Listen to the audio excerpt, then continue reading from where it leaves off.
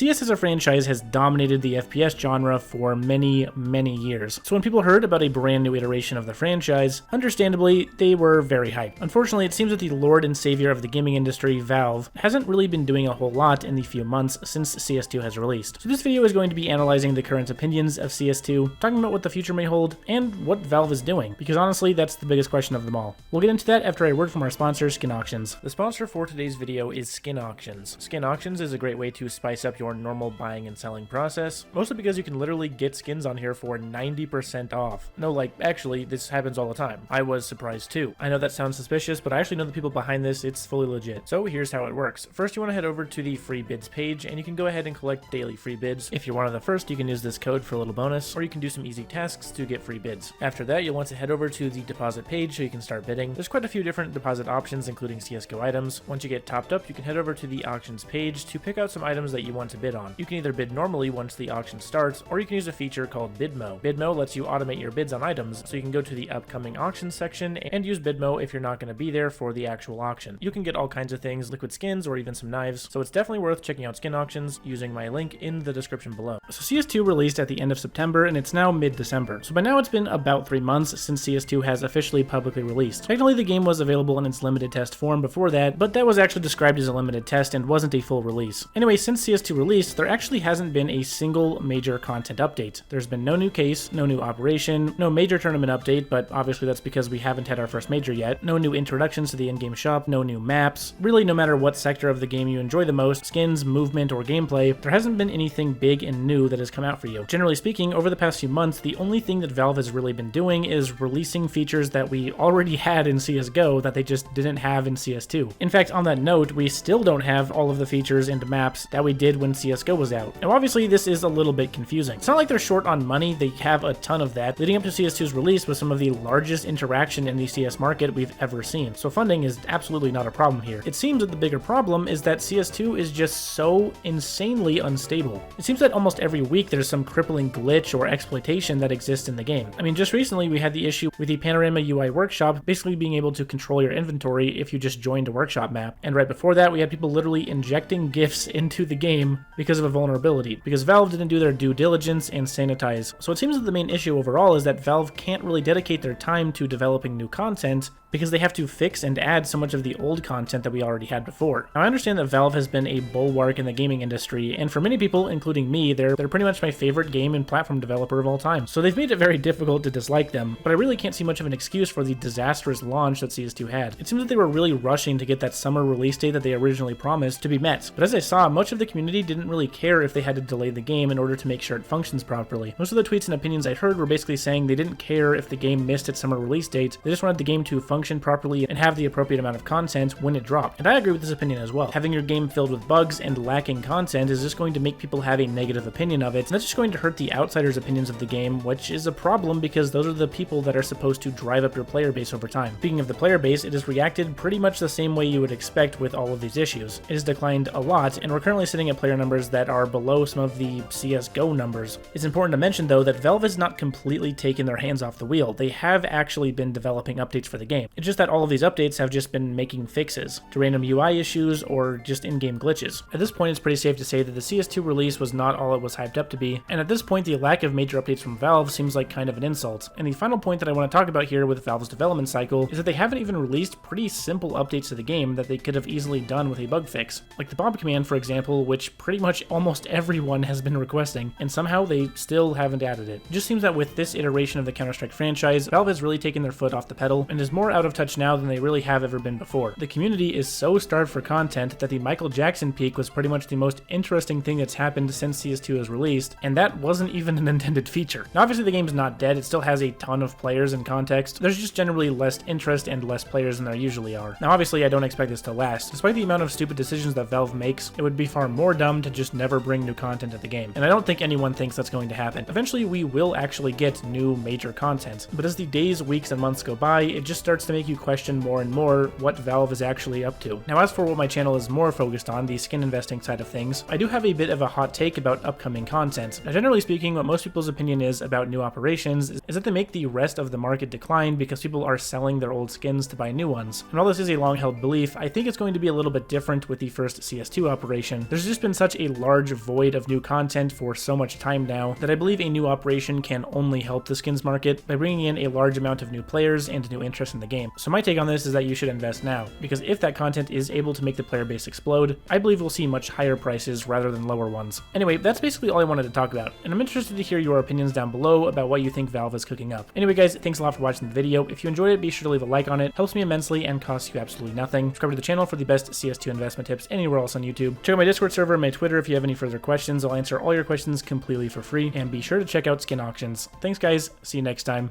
Peace.